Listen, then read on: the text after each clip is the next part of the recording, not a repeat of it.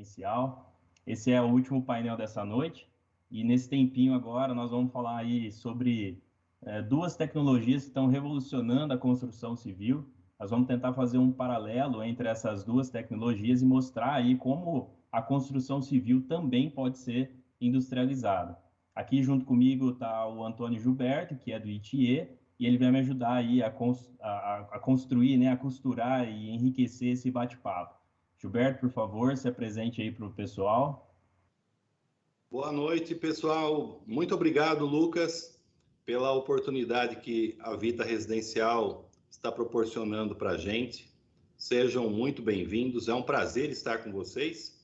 Meu nome é Antônio Gilberto, eu dirijo o ITIE, o Instituto de Tecnologias de Industrialização das Edificações, uma instituição de ciência e tecnologia dedicada há quase 10 anos a aumentar a produtividade da construção civil. E fico muito feliz de uma empresa do ramo da construção civil ter convidado 3 Construtecs para que nessa noite a gente pudesse estar batendo um papo sobre impressão 3D, fazendo alguns paralelos aí também com a construção off-site e trazer para vocês um conceito, que é um conceito desenvolvido aqui no Brasil, que eu venho trabalhando há alguns anos, que é o inteligência multiconstrutiva. Então, o ITIE tem diversos programas institucionais. Se vocês quiserem, entrem lá no nosso site, no www.itie.org.br e conheçam lá o que o Instituto tem desenvolvido. Algo que destaca bastante a gente ultimamente são os nossos cursos de pós-graduações inéditos na América Latina. Nós temos vários cursos de pós-graduação em wood frame, light steel frame, em construção off-site, em BIM voltado para produção, em empreendedorismo e negócios na construção civil. São vários temas de pós-graduação que não são comuns aqui no país e com muito orgulho nós temos levado através de aulas online e ao vivo esses temas para alunos de todo o território nacional. Então hoje a nossa rede de relacionamento é em todo o país. Fico muito feliz pelo Lucas ter escolhido aí o tema da impressão 3D e feito um paralelo com a construção industrializada. Como eu falei, nós dirigimos uma instituição voltada para isso, temos diversos programas e vai ser um prazer poder bater um papo com vocês sobre isso. Mais uma vez, muito obrigado, Lucas. Show demais, maravilha. Bom, e aí está conosco também aí os nossos queridos participantes, né, na sequência, o Alisson da 3D Home Construction, a Juliana da Inova House e a Luana aí representando a Domus 3D e Arquitetura Viva. Então, por favor, pessoal, se apresentem para os nossos convidados dessa noite, para os nossos ouvintes, na realidade, né, para que o pessoal possa conhecer vocês aí melhor. Boa noite, pessoal. Me chamo Alisson, sou representando aqui da 3D Home Construction, né? Sou engenheiro civil formado, tenho especialização em estruturas e é sempre uma honra, um prazer, né, estar representando a impressão 3D nesses eventos. Muito obrigado aí, Lucas, pelo convite. Imagina, o prazer é nosso. Juliana, por favor. Boa noite, pessoal, tudo bem?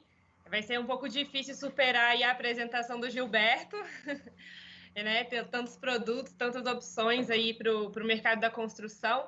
Mas meu nome é Juliana Martinelli, eu sou fundadora da Inova House 3D. Né? A gente começou aí a movimentar o tema de impressão 3D no Brasil e na América Latina. Hoje atuamos juntos com a 3D Home Construction para conseguir alavancar essa tecnologia no mercado da construção e conseguir levar os benefícios, né, de uma industrialização, de uma tecnologia mais automatizada para o nosso canteiro de obra. Então vai ser um prazer conversar com vocês hoje e agradeço aí ao Lucas pelo convite. É sempre um prazer e uma honra estar apresentando um pouquinho do nosso projeto. Imagina, de novo, o prazer é todo nosso. Maravilha, também quero agradecer aí, Lucas, a oportunidade, né?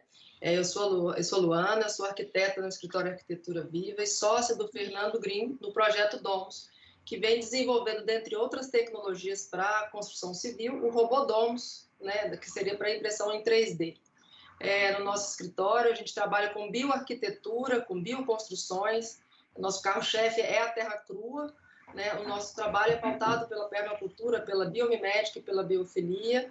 E o nosso mundo ideal é conseguir convergir, né, tecnologia e natureza, podendo criar espaços mais saudáveis para as pessoas e para o planeta.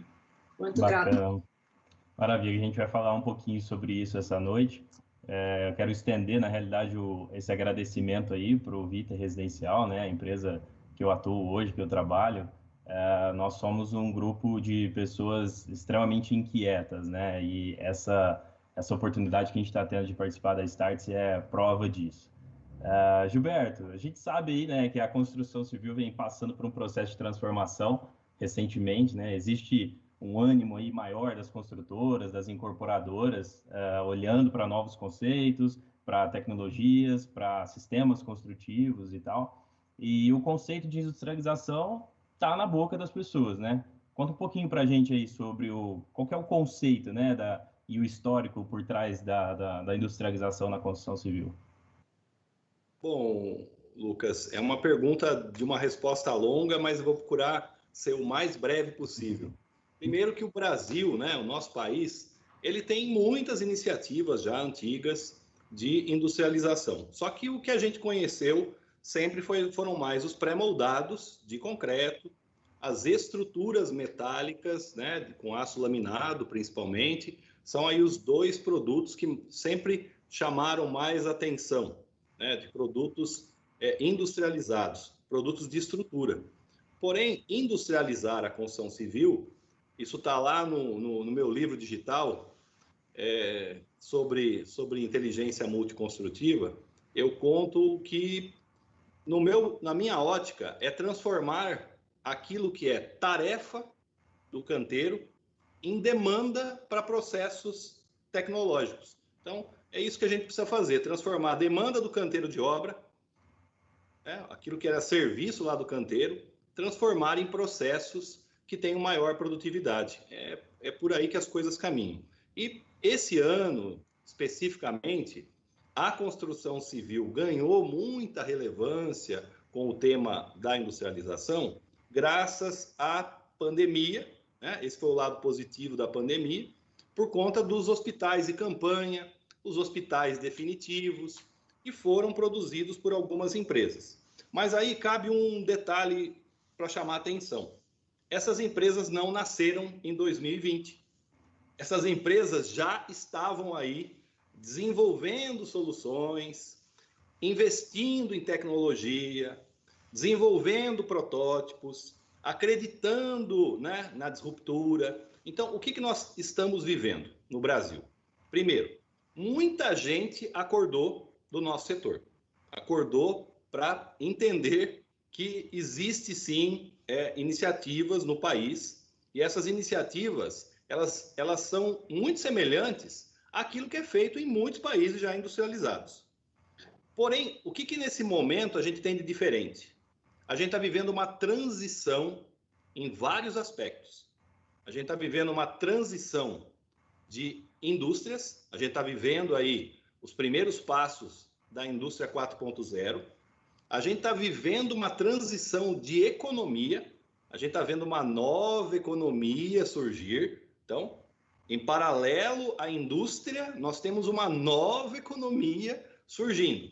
E do ponto de vista do comportamento humano, a gente está vivendo o que é chamado de modernidade líquida, que não modifica só comportamentos do ponto de vista de negócio, do ponto de vista de produção. Muda também o comportamento do ser humano. Alguns valores, por exemplo, o valor da posse sobre as coisas está começando a ser substituído pelo acesso às coisas. Então, talvez os jovens, né, as crianças de hoje, não queiram ter a casa própria, queiram ter o acesso à moradia, que é bem diferente. Eu quero morar bem, mas não precisa ser meu. Eu só quero ter o acesso. Isso parece que está surgindo. Então, a gente está vivendo uma transição baseada aí numa maior colaboração, um mundo mais conectado, aonde tecnologias industriais que têm um novo ciclo de soluções como Big Data, Cloud, Blockchain, realidade aumentada, impressão aditiva, né? São soluções novas, né?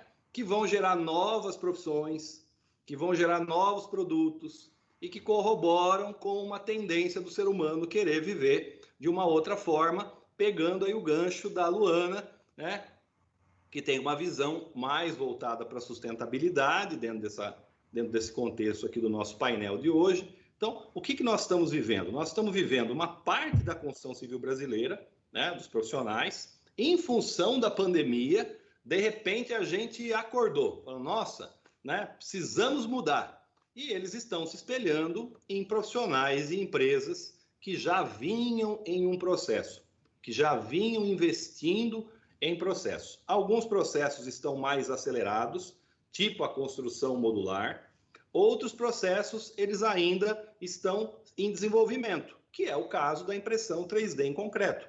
Nós temos aqui três empresas audaciosas, que estão aí baseadas na quarta onda da indústria, tirando do papel, né, soluções, e eu estou aqui para contribuir com eles com o conceito de inteligência multiconstrutiva, que é um conceito brasileiro que vem ganhando aí já a América Latina e vai ganhar o mundo, para que a gente possa utilizar dos conceitos da inteligência multiconstrutiva para poder facilitar esse avanço, para que em breve aí essas três empresas possam aí juntas estar entregando aí coisas que o pessoal, tanto da América Latina, como da Europa, como da Ásia e da Oceania, possam começar a postar os nossos vídeos lá nas mídias sociais, dizendo, olha o que os brasileiros estão fazendo de diferente pelo mundo nessa nova temporada que foi inaugurada aí pela pandemia para um monte de profissionais da construção civil. Mas saibam eles que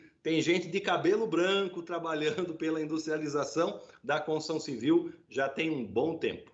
Muito bom. A gente, até na segunda-feira, nós tivemos um outro painel e que a gente falava sobre a industrialização, né, da construção civil, em que hoje a gente atua no 2.0, passando agora para o 3.0 com algumas iniciativas, por exemplo, mirando o 4.0, né, tentando andar aí atrás da indústria automobilística, a indústria, né, de aviões, enfim. Então, como é que a gente pode encarar hoje, Gilberto, que esse conceito da industrialização ele está no Brasil e no mundo? Como é que ele está desenvolvido hoje? Eu tenho aí um ponto importante para... Primeiro que a gente precisa entender o que aconteceu na construção civil brasileira, né? Lá nos anos 20, né? Há 100 anos atrás, o que estava acontecendo aqui no Brasil? Uma grande migração de pessoas do campo para as cidades, por conta da industrialização brasileira, que estava lá nos seus primeiros passos, né? Estavam lá na manufatura, muita torrefação, muita empresa de fundição sendo criada. Eram os primeiros passos da indústria. Ainda não tinha produção em massa nessa época, mas já tinha, sim, iniciativas de industrialização. Nesse momento, todas as indústrias tinham uma mão de obra que precisava de capacitação. Todas, né? Como hoje, todo mundo precisa entender o que está acontecendo na indústria 4.0. Na época, todo mundo estava saindo, entre aspas, da roça e vindo para a cidade, aprender um novo ofício para poder ter uma vida melhor. Era essa a busca das pessoas em sair do campo para poder ter uma vida melhor. Muito bem. Até os anos 40, houve aí o destaque de algumas áreas. A metalmecânica, por exemplo, é uma que começou a ter um destaque. E aí a gente começa a ver, né, uma produção um pouco mais destacada. As ferrovias, né? A indústria férrea é muito potente nessa época. Já nos anos 60, o setor automobilístico começa a dar os primeiros passos. Nos anos 70, já começa a ficar evidente que tem indústrias com mais tecnologia e indústrias com menos tecnologia. E aí que a gente começa a perder a mão na construção civil brasileira. A gente começa um ciclo onde as pessoas que já vão tendo mais dificuldade de ingressar nas indústrias que estavam impondo já um pouquinho mais de pré-requisitos, o pessoal começou a vir para a construção civil. Aqui está mais facinho de arrumar trabalho, então vamos lá. Nos anos 80, isso foi levado à enésima potência, aí começou realmente um mundo de gente vir para a construção civil, de preferência pessoas que já sabiam que no currículo delas não ia ser aceito numa empresa que tinha mais tecnologia, e nos anos 90 esse modelo colapsa. Aí a gente tem depois um boom imobiliário, que foi um boom de todo lado, né? Foi boom na economia, boom nas obras, boom no processo trabalhista, processos tributários, patologia, foi o samba do crioulo doido que nós vimos no Brasil. Aí veio a recessão econômica, parece que deu um reset, o pessoal foi procurar outra coisa para fazer na vida, né? E agora nós estamos voltando. Então, o que a gente tem que ter claro? Que o Brasil, lá nos anos 70, deu uma bobeira. A gente parou no tempo e a construção civil passou a ser uma produção muito baixa por conta desse contexto de ter que absorver a mão de obra que não conseguia trabalho nas outras indústrias. Isso foi muito ruim. Só que agora a gente não pode olhar a construção civil pelo retrovisor. Lá nos anos 80, a gente podia olhar para a indústria metal-mecânica, para a indústria de termoplásticos e falar, bom, vamos para a indústria naval, para a indústria aeronáutica e dizer, vamos ficar mais parecido com eles. Só que agora, essas empresas, esse setor industrial também está sofrendo a transformação da indústria 4.0. Então, o que nós não podemos olhar para o retrovisor? A gente vai ter que dar um salto na construção civil. E, para isso, eu proponho o conceito de inteligência multiconstrutiva, o conceito de sinapses. A gente engatar com as outras indústrias e, junto com elas, promovermos uma revolução na construção civil brasileira. Porque a indústria brasileira, ela não representa mais 2 dígitos do PIB, mas ela é muito forte. Ela movimenta muito dinheiro, ela emprega muita gente, ela desenvolve muita tecnologia. E a construção civil brasileira pode aprender muito se a gente começar a trabalhar mais colaborativo com esses outros setores. Então, essa é a minha visão para o Brasil. Que basicamente é o que a gente já está fazendo aqui hoje, né? A gente está unindo aí dois conceitos semelhantes, né? Mas que trabalham em frentes diferentes e tentando fazer essa sinapse, né? Tomando a liberdade de usar a palavra que você falou. Fique à vontade. Valeu.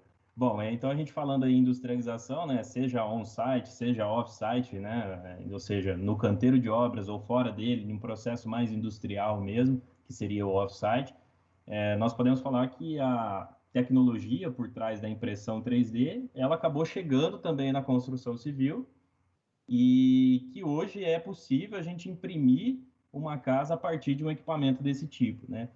Juliana, e você é pioneira aí, né? Fala para a gente um pouquinho sobre o conceito da impressão 3D em concreto e um pouquinho da história dessa tecnologia.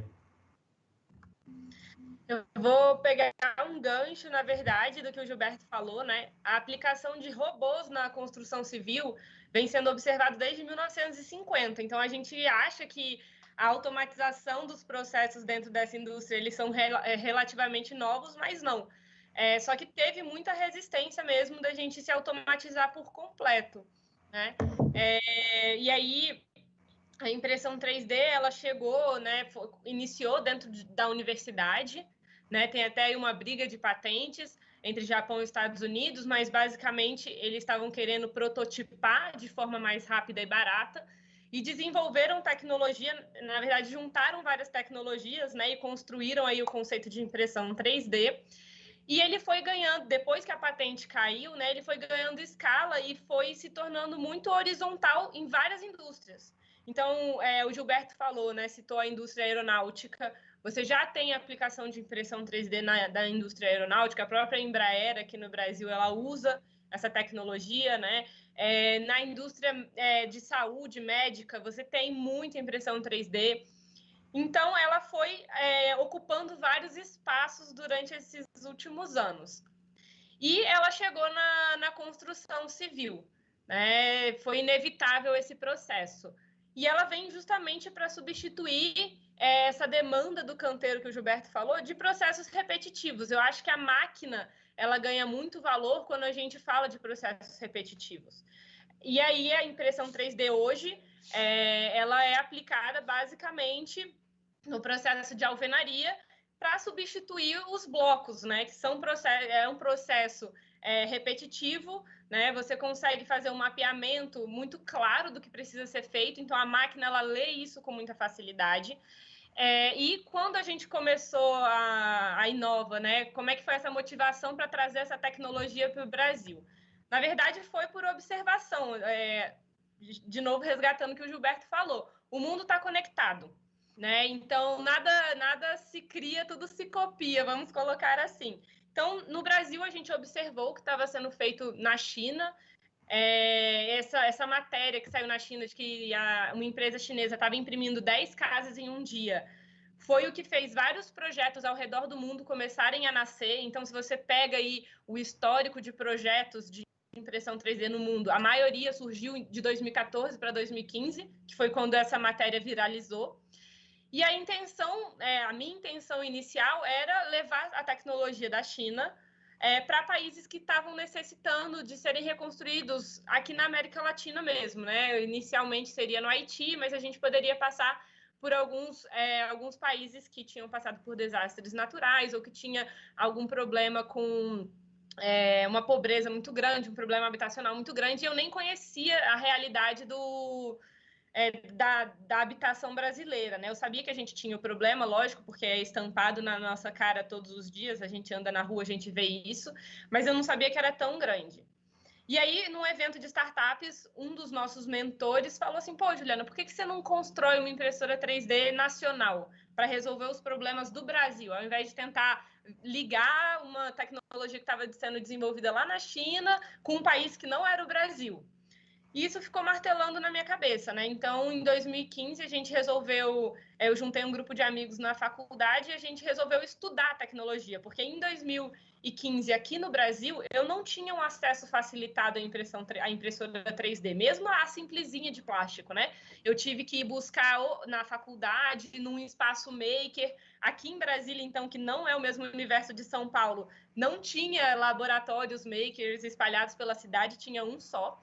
E a última vez que eu tinha visto uma impressão 3D foi nos Estados Unidos, em 2009. Então, eu tinha visto de longe, e o cara falou isso para mim, a minha área de formação é engenharia elétrica, e o cara falou isso para mim, e falei, cara, eu não sei como que eu vou conseguir construir uma impressora 3D de concreto se eu nunca nem vi direito, não sei mexer numa impressora 3D de plástico.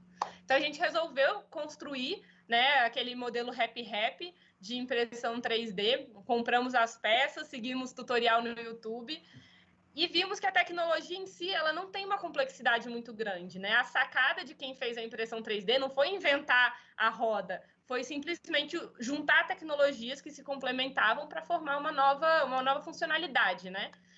E aí a gente construiu isso, começou a ganhar um reconhecimento como projeto universitário de inovação, e em 2016, né, a gente montou o nosso primeiro protótipo. E esse protótipo abriu portas para a gente realizar muitas coisas. Então, a gente apresentou esse protótipo numa feira da construção em São Paulo, e depois disso a gente conseguiu o fomento de inovação, de startup, de 2 editais públicos, um da FAPDF, para quem é de São Paulo, né, se aproxima aí a FAPESP, sempre explico porque acho que a FAPESP é mais conhecida, e o edital do Senai também. E aí um foi focado em desenvolver material, porque é uma linha de pesquisa, de inovação extremamente rica, né? Eu sempre falo com os meninos que a gente nunca vai parar de pesquisar material para impressão 3D, e a tecnologia ela abre muito espaço para a gente inovar em material, né? Trazer mais sustentabilidade, né? Trazer um material diferente do que a gente está acostumado a ver na construção, deixar o material mais leve, vários fatores que a gente consegue aplicar com a impressão 3D sem ter que recapacitar toda a nossa mão de obra para trabalhar com material diferente, né? A gente simplesmente reprograma a nossa máquina para funcionar com um material X ou material Y. Então, é relativamente tranquilo inovar nessa área. E o outro recurso foi para desenvolver a nossa primeira máquina, né? Porque o nosso protótipo, até o apelido dele é Frankenstein, que a gente usava resto de máquina. Os meninos da 3D Home sabem como isso funciona. Então, você vai pegando máquina quebrada, você aproveita uma partezinha que ainda está funcionando, junta ali, cano de PVC, resto de metal, né, sucata. A gente fez esse protótipo mais nesse sentido. Os eixos não eram automatizados. E aí a gente foi evoluindo essa máquina, a gente construiu uma máquina com com todos os eixos automatizados, que tinha bombeamento automático. Então, realmente tinha uma cara de impressora 3D que funcionava com cimento. E aí foi acontecendo essa evolução do nosso projeto. E a gente também foi querendo entender como que essa tecnologia, essa máquina, podia suprir as demandas da construção. Porque não era minha área de formação, mas agora eu até falo com bastante propriedade de construção civil. Mas quando o assunto pega mais para o técnico, eu sempre passo para os meninos da 3D Home Construction. E aí a gente foi começando a movimentar esse mercado, porque, na minha visão, se as construtoras nem sabem que essa tecnologia existe, não sabem quais são as vantagens, elas nunca vão procurar essa tecnologia. Então, a gente começou a divulgar mesmo, a fazer uma propaganda de que no Brasil já tinha, né? Uma coisa que me matava muito, ainda me deixa um pouquinho chateada, é quando a gente vê matérias falando de projetos de impressão 3D de outros lugares do mundo, Estados Unidos, Holanda, China, aqui do Brasil, sem nem citar os projetos que estão acontecendo aqui. Então, eu realmente sentia que a gente precisava mostrar para o Brasil que essa tecnologia estava sendo desenvolvida aqui, que a gente tinha capacidade de desenvolver algo no padrão internacional, né? Precisa um pouco mais de investimento, de tecnologias disruptivas, porque também existe um risco muito alto, né, quando a gente está desenvolvendo algo completamente novo. O pessoal me pergunta, quantas casas você já construiu? Então, a Inova ainda não tinha construído nenhuma, a 3D Home construiu a primeira do Brasil esse ano, mas se você for olhar ao redor do mundo, tá tudo meio assim, não tem nenhuma construtora especializada em impressão 3D, como existem em outras tecnologias, né? Então, foi muito assim o nosso desenvolvimento, a gente chegou em resultados incríveis, né? Essas 3 equipes aqui, essas 3 empresas que estão aqui hoje, com pouco investimento, a gente conseguiu ir muito longe e estamos prontos aí para colocar a tecnologia para rodar. Muito bom. Bom, primeiro, deixa eu dar os parabéns para vocês aí também, né? Acho que para ficar um pouco mais claro, o pessoal, dar mais um overview aí. O pessoal, são 3 iniciativas separadas, né? Que por uma sorte do destino acabaram se encontrando e agora estão trabalhando aí de mãos dadas, né? Eu queria fazer uma pergunta para a Luana. Quando a gente fala da tecnologia de impressão 3D em concreto, né? A gente está falando de um material especificamente, mas na realidade nós estamos falando que nós temos que necessariamente utilizar esses materiais ou novos materiais, né, Luana? Como o Gilberto falou, né, das ressignificações, né? Quando a gente pensa assim em sustentabilidade, acredito muito que essa palavra também vai ser ressignificada. Quando a gente pensa em material, a gente vai ter que pensar não só na performance técnica do material, mas analisar de que forma ela fecha os ciclos, de que forma ela contribui com o bem-estar das pessoas, né? Por exemplo, se eu tenho um vidro que performa termicamente muito bem, e aí ele simplesmente está aplicado para tá de frente com um prédio espelhado, então ele tem uma performance técnica muito bem atendida. Mas, por outro lado, eu tenho que entender como é que, se eu colocar esse mesmo vidro com essa mesma configuração em um jardim, né, de frente para um jardim, como é que ele vai performar? Né? Então, ele vai ter uma performance neuronal, ele vai despertar estímulos biofísicos, ele vai gerar bem-estar naquele usuário, né? E isso vai refletir no coletivo. Então, eu acredito que assim, a gente vai ter realmente um grande movimento, quando a Ju fala, a gente vai ter que pesquisar, é um universo enorme a ser pesquisado, acredito muito nisso. Eu acho que está aí uma infinidade de materiais, a gente vai ver um movimento muito grande e forte por materiais naturais, abundantes, né? E adequados àquele lugar onde o projeto está sendo desenvolvido, de forma que a gente possa sempre entender e fechar os ciclos, né? O material tem que voltar para um ciclo técnico ou para um ciclo natural. Hoje, o tipo de arquitetura que a gente faz, a gente consegue fechar um ciclo natural. Se eu destruo uma parede em terra crua, ela vai voltar a ser uma horta, ela pode voltar a ser a mesma parede, ela pode, né, ela vai voltar ou para um ciclo técnico ou para um ciclo natural. Eu acho que o mais importante é a gente pensar que os materiais que a gente vai buscar, eles possam ser adaptados a esse novo tipo de construção, né, a esse tipo desse universo da impressão 3D, e ser adaptados a promover a melhor qualidade de vida do planeta. Eu acho que, com certeza, a gente vai alcançar lugares que a gente nem imagina. Maravilha. Isso é fantástico, na realidade, né? Eu, Alisson, assim como a Juliana, né? Você vem desbravando aí, você junto com o pessoal da 3D Home, né? Vocês foram os primeiros a construir uma casa em escala real aqui no Brasil. Conta para a gente um pouquinho aí como é que foi esse processo, como é que é tirar um projeto do computador, né? Literalmente imprimir esse projeto em escala real. Que loucura que é essa, cara? Bom, esse projeto a gente conseguiu desenvolver ele depois de 3 anos, né? E foi bem desafiador, porque só tava eu, Iago e André, né? Num protótipo, uma coisa assim nova que aqui a gente não tinha uma referência, né? Então, a gente conseguiu desenvolver toda essa parte estrutural, toda essa parte de projeto, com ajudas, né? E a nossa mão de obra. A gente levou para campo, literalmente, levou a máquina a céu aberto, a gente não cobriu, né? Porque normalmente a maioria das construções que você vê é coberto, é no galpão, e a gente foi realmente na obra, literalmente. Jogou a máquina lá no terreno e começou a construir. E com a construção, né, a gente foi vendo alguns desafios que a gente teve que enfrentar, né? Sistema de bombeamento, mangueira. Mesmo com pouca gente na obra, a gente conseguiu evoluir. Mas o que eu senti mais falta foi porque era um laboratório e eu precisava coletar muitos dados, né? Eu coletei os dados que eu consegui coletar, porque eu estava ajudando na construção. Então, não tinha como eu estar rodando o traço e coletando os dados, né? Então, assim, foi uma experiência incrível, né? A gente aprendeu bastante com esse protótipo da casa, né? E a parte de circuito também a gente testou bastante. Foi assim, foi incrível. Querendo ou não, é um protótipo caro, né, para ser feito, carece aí de um investimento, né?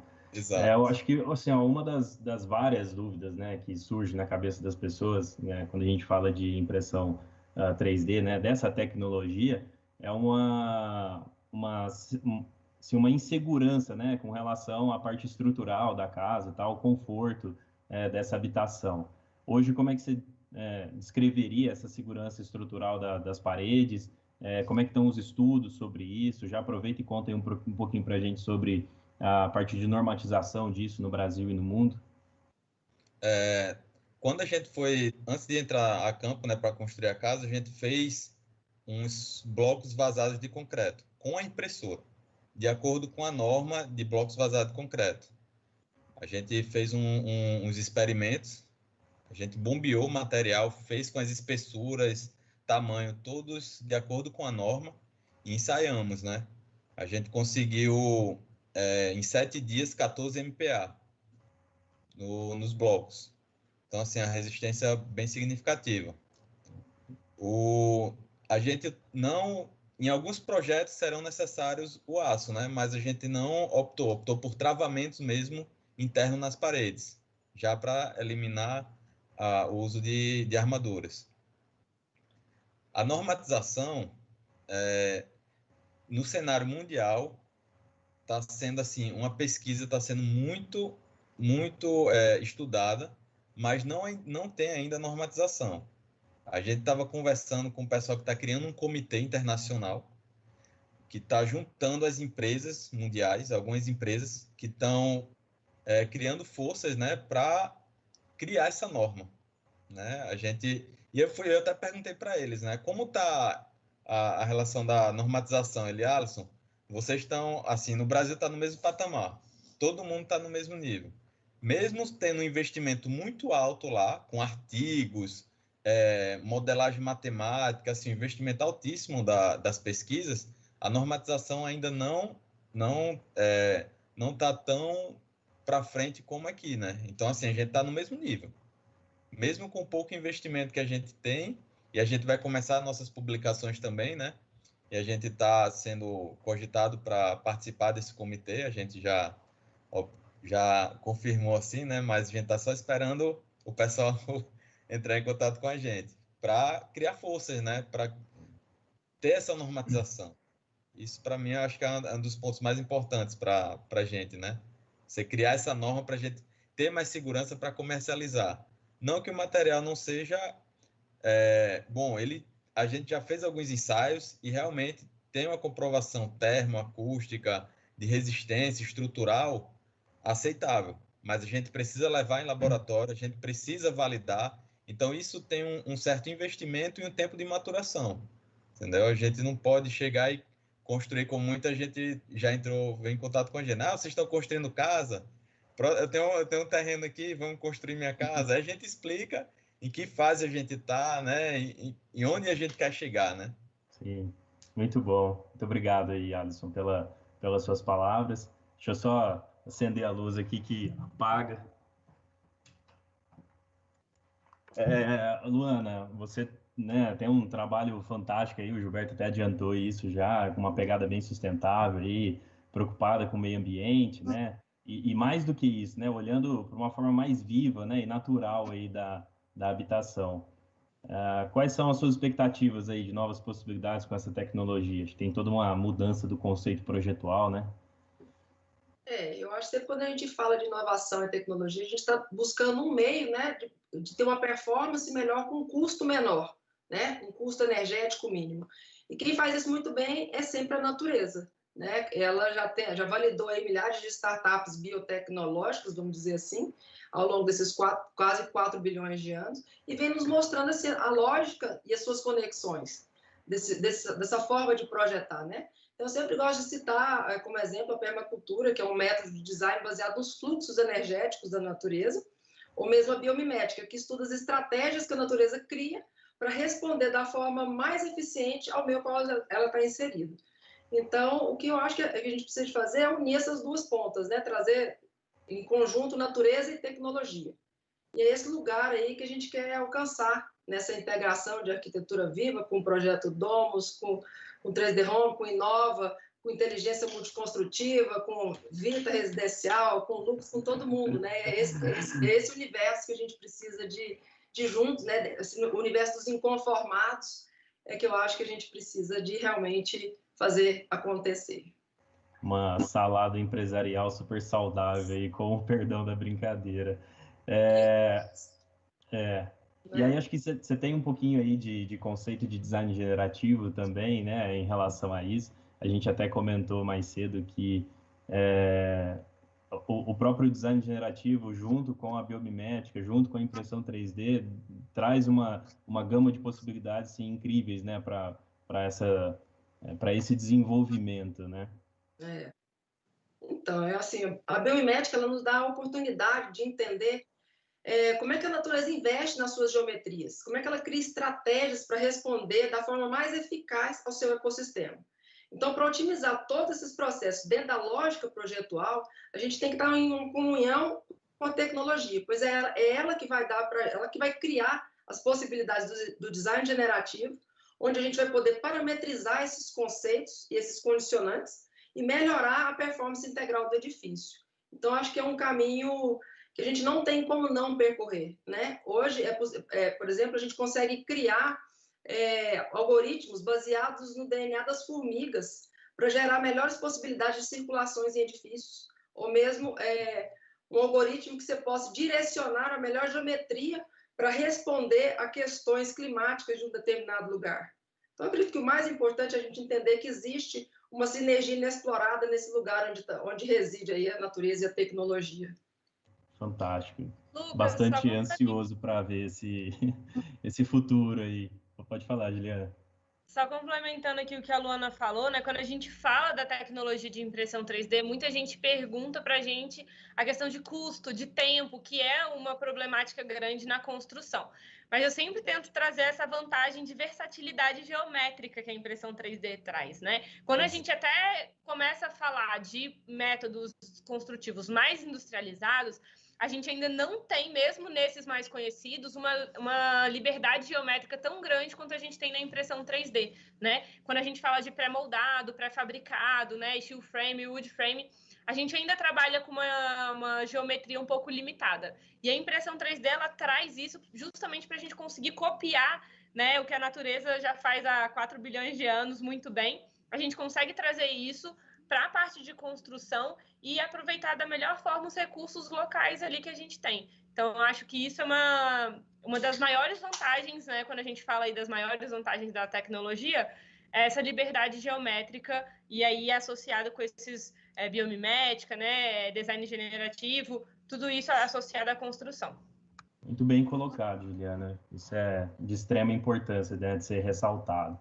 Pessoal, a gente está encaminhando para o final aí, 3 minutinhos antes da gente finalizar.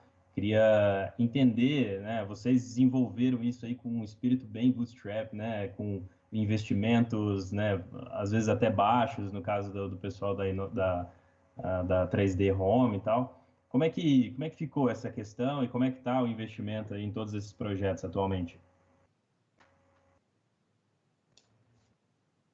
Bom, o investimento da tecnologia, né, da 3D realmente foi um investimento bem, que o pessoal chega e se assusta, né, se espanta. Como é que vocês conseguiram fazer isso tudo com tão pouco, né?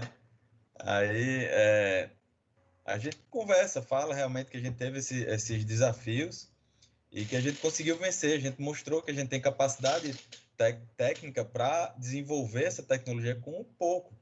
Eu sempre comparo com a tecnologia lá fora, né? Lá fora são investidos milhões, né? Milhões, então, assim, a gente conseguiu fazer com quase nada de dinheiro, né? E assim, os investidores, eles têm que entender, que eu percebi um pouco, né, que a gente está em uma fase de pesquisa e desenvolvimento e precisa desse investimento.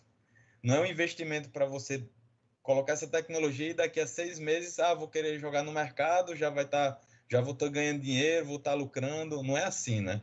Então, assim, eu acredito que o pessoal já está tendo essa mentalidade, está mudando, né? Que precisa do investimento em tecnologia para depois você pensar em comercializar. Sim. Entendeu? Muito bom. Bom, e aí, para encerrar, acho que o que seria legal a gente entender aí qual a expectativa de vocês aí para os próximos anos.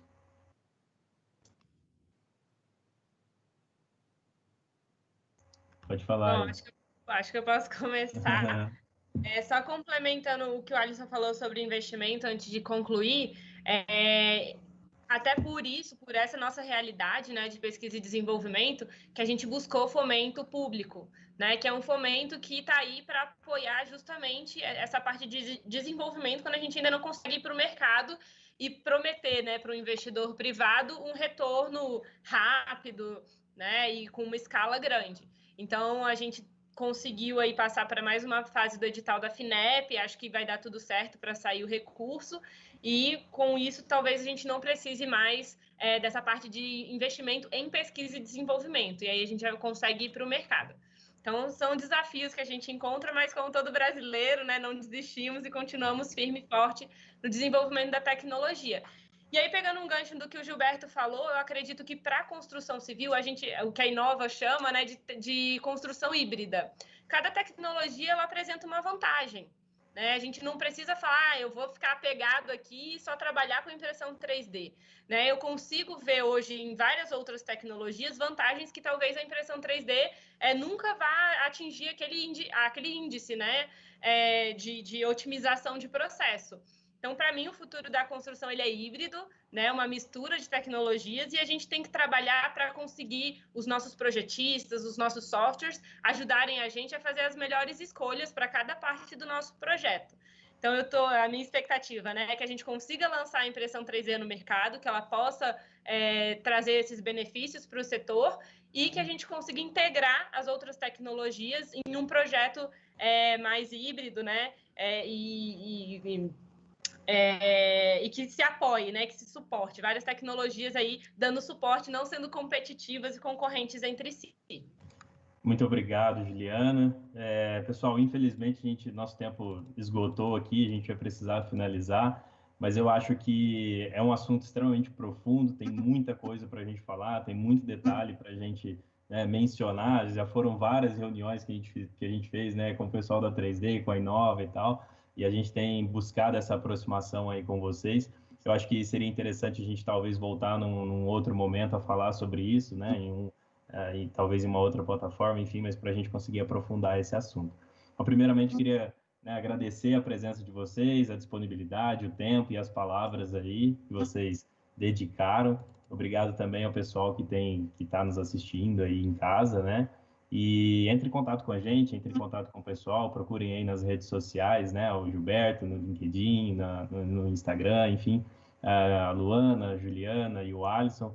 e com a gente também, né, do Grupo Build Vita, para que a gente possa trabalhar aí de mãos dadas e transformar a nossa construção civil. Muito obrigado, pessoal. Tenham todos uma ótima noite, um excelente fim de semana aí. A gente se vê. Um abraço. Muito até obrigado, mais. pessoal. Muito obrigado, Lucas. Valeu, pessoal. Muito obrigado. Valeu. Tchau. Um abraço. Tchau, tchau.